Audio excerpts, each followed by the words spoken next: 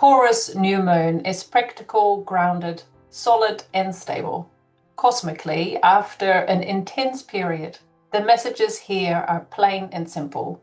It's time to connect with nature, nurture your bodies, carefully manage your resources, and consciously consume. Hey there, Truth Seeker. Welcome to the Star Kittens community where we discuss 13 sign astrology. Are you in alignment with your divine design? Do you want to master the metaphysical reality? Open the doors of perception. Each planetary body is an archetype, a template, if you will, that helps us interpret human behavior and the world around us. The more awake and aware we are, the more synchronicity will show up in your life. Our focus today is the Taurus New Moon. We will spotlight and interpret the conjunctions with Icarus, Uranus, and Mercury. To help us reach more souls with this important message, please like, share, and subscribe. There's a lot going on, so let's jump in. Kia ora, David. Kia ora. I find it fascinating that we chart 26 planetary bodies, and I think it's one of the first times that we are not talking about an opposition with the sun and or the moon. So we're talking about a planetary body that's quite dear to my heart, Mercury, today. So I'm excited to see what it has in store for us. Yeah, and not only no opposition, no squares either. So the messages here are very simple in a sense. Taurus is pretty unambiguous. It's about grounding our physical reality and our resources. Simple lunation, therefore, that involves an earth sign or earth energy, and it is basically to do with matter, biology, time, and space. And the physical plane, if you believe in the chakra system, of course, this is the root chakra or the Muladhara, where we affirm that I am safe, I am grounded, and I belong here. If we're talking about Maslow's needs, we're talking about the physiological needs for food, shelter, water, and sleep, and the psychological needs for safety. That's all wrapped up in the Taurus energy. It's a time, fantastic time to commune with nature, to enjoy the outdoors, exercise, to connect with our bodies, to dance, to get your fingers in the dirt if you're a gardener, to walk on the sand, walk outside barefoot, all of these sorts of things. It's a time to listen to Mother Earth, to tune into her rhythms, her sound and her music. And we have some other influences here, but they are pretty fleeting. Obviously, the moon moves so fast, so we'll touch on the Mercury conjunction. Of course, the Mercury mind is our mental machinery, and this is a time to just dial it down, to tune out the noise. But also, on the other side, if there's any messages that you pick up from the cosmos, or just intuitively, or mentally, or you want to make some notes, write them down. There may be some ideas that need to be clarified, and it could be a very good time to do some planning. Uranus is also conjunct here, but the Uranian energy is difficult to pin down, if you like, because like lightning, it may or may not strike, and it is completely individual, whether you will even feel or even realize that Uranian energy is present. But this is about awakening us to something new, physiologically or psychologically. Again, the context for Taurus is so simple.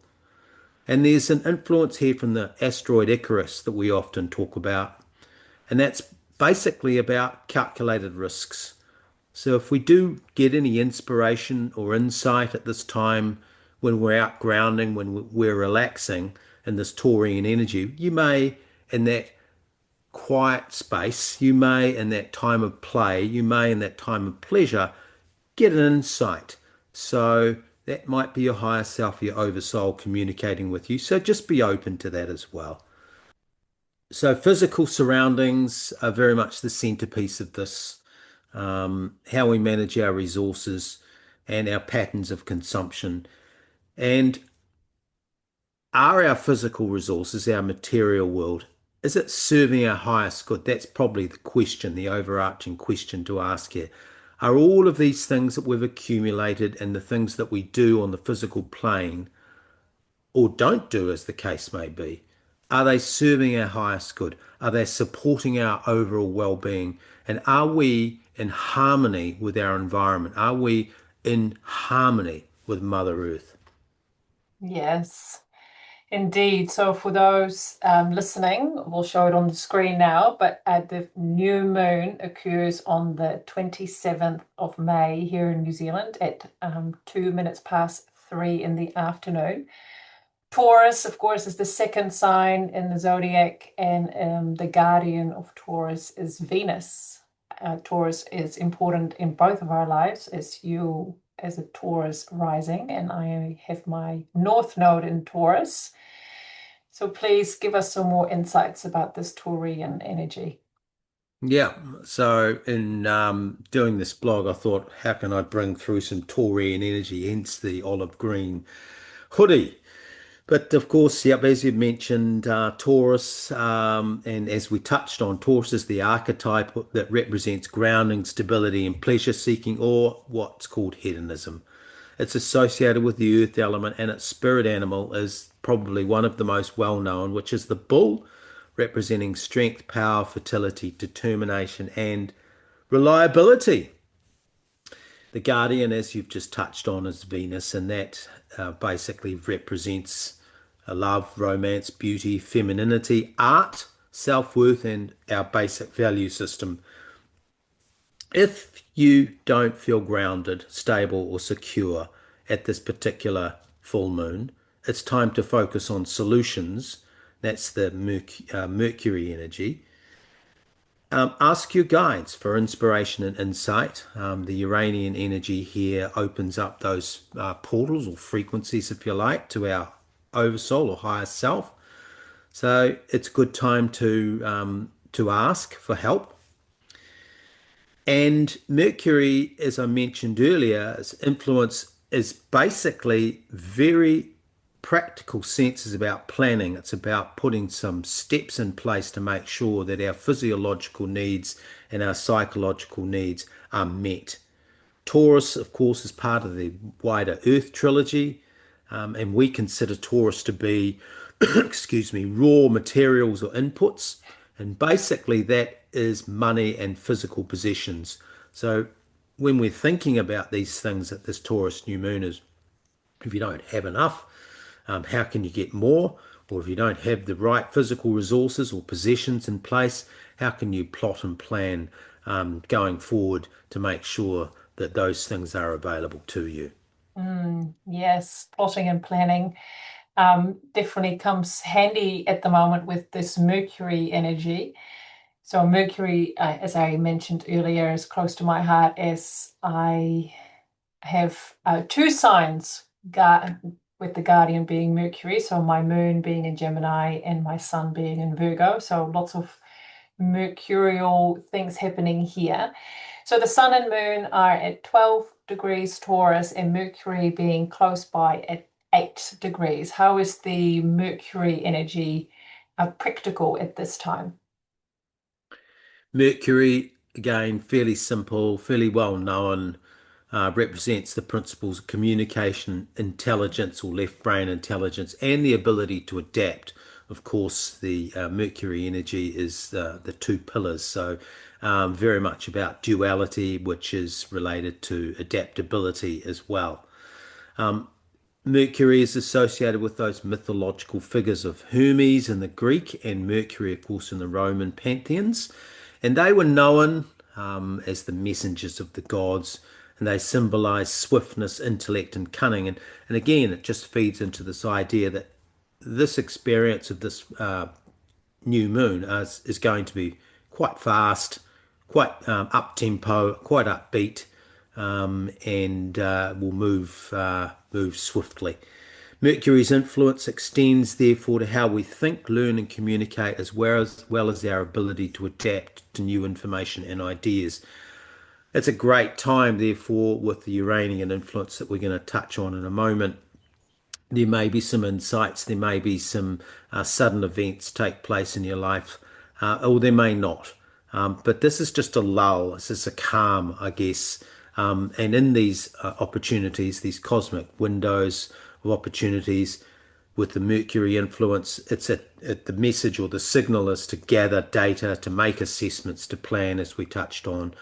But overall, this is about getting peace of mind, and that can be achieved through, of course, meditation and mindfulness, but it can also be achieved, that peace of mind, through organized, being systematic, being focused and alert, and being really disciplined in directing your energies towards the practical tasks that you have to accomplish in order to give you peace of mind and a sense of accomplishment, of course, which is all linked to Taurus as well. As you were saying that, I was thinking about how I like to plan ahead, and that actually gives me a lot of ease inside of me. Like if I plan the meals ahead and cook the day before or have it prepped in the morning, then the rest of my day just kind of is much more manageable because I don't have to worry about that. And I think we might all have something that we like to plan ahead for. So see how you can incorporate that into your life moving forward. Uranus is at 4 degrees Taurus during this new moon. So this Uranian energy, it can be fleeting, as you said. How does that work? Lightning in the tarot, those that follow that particular system. This is the lightning card. I think it might be number 16. The awakener, the role of the Uranian energy, which may or may not be present. That's the key here. But its role is to stir our subconscious mind. So therefore, Uranian energy at this new moon is about enlivening our soul memories. The subconscious mind, which we've talked about as the moon, the repository of soul memories. The subconscious mind is our hidden reservoir, and in fact, I think psychologists say that 90% of what we do comes from the subconscious and only 10% from the conscious mind. So most of what we do as humans is emerging from and is a result of what's in our subconscious mind. So the awakener, or the role of the Uranian energy, is to pierce that and to bring things forward to our awareness. The subconscious mind, that hidden reservoir, is the bridge between lifetimes. We often talk about past life regressions and parallel lives as well in the quantum reality. So there is more than one aspect of ourselves out there in the ethers, if you like. And this Uranian energy certainly has that ability to bring some of that awareness to us. Uranian energy stirs memory. It can also stir trauma. Of course, it can fire up some of our beliefs, ancestral patterns, cultural inputs, and karmic residue. Which means emotionally, if that's coming through as strong emotions or resistance, that is usually a signal that we need to take a look at that, to examine it, using our Mercury mind to take a look and unpeel those things and ask ourselves, how can we resolve this? The superconscious mind, or the Uranian frequency, comes from the oversoul or the higher self. This is an aspect of our divine intelligence, and it's the part of us that never forgets. It never forgets that we're spirit having a human experience. It never forgets why we incarnated on this planet. Our higher soul, or higher self, or oversoul, expressed through the Uranian frequency, oversees what's going on in our incarnational trajectory, or the arc, or how we're going on our path. In simple terms, the Uranian frequency whispers from the future. Our higher self is expressed through Uranus. And this is where our superconscious mind, but also in our subconscious or in our soul repository, that's where our soul blueprint resides, and the contracts that we agreed to before embodiment. Often we talk about, we came into this life to accomplish something. We had a purpose and a path, and part of that process is meeting soulmates, is resolving karmic issues. So some of these things may come to the surface. The awakening function is to align us with our higher purpose, to send intuitive guidance, to oversee karmic lessons, and soul timing, the sense of timing, and to reconnect us ultimately with Source. And that's appropriate with Taurus because sometimes what can happen, of course, with Taurian energy is that we become so caught up in the material world that we lose our connection with the Source. The Uranian energy, therefore, speaks not in words but in symbols, in dreams, and synchronicities, and those longings, and the gentle voice of knowing. Remember also that with this Taurian energy, that our bodies and physical our surroundings have their own consciousness. So Taurus uh, trauma can be in the form of trapped emotions, something you talk about a lot with your work, and that can have a physical manifestation. So that may be that at this time the Uranian energy expresses through sudden loss, physical breakdown in our health, or it could be a breakthrough or an amazing blessing that comes in the physical world. Exciting to have that knowledge, right? That it can come so fleetingly, but have such big impacts on our lives. It's we spoke about that last time. Listen to those whispers.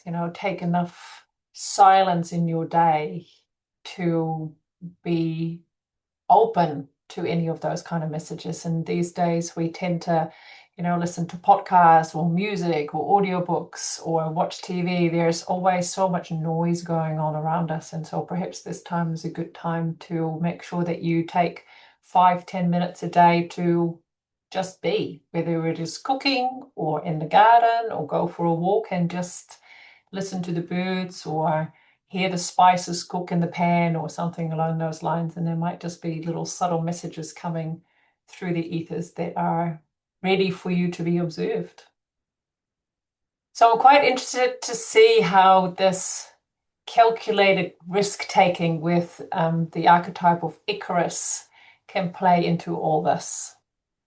Yeah, and before we touch on Icarus, the Taurus is about the five senses. So, one of the things that came to mind before was, sometimes chocolate. This would be a typical Taurian thing to do at a new moon, would be to take a piece of chocolate and instead of just munching through it, which is what most of us do, is hold it and just savor it.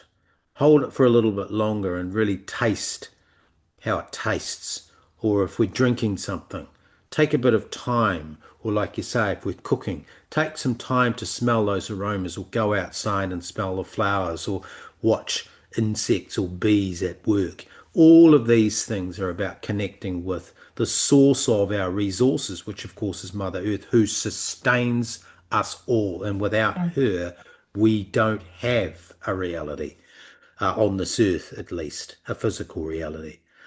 Icarus, the asteroid, this is the last of the astrological interpretations for this podcast. Icarus, the story is well documented. Effectively, this is about liberation and release. And I think that this applies if we get insights coming through from our higher self or oversoul, i.e., through that Uranian strike on our consciousness, or it may just be that you have some realizations and revelations about the way that you work or the way that you process information, and it might just be about making some, as you said, planning and tweaking on a very practical sense. There's very little about this reading that's kind of out there. It's all very much focused on the here and now.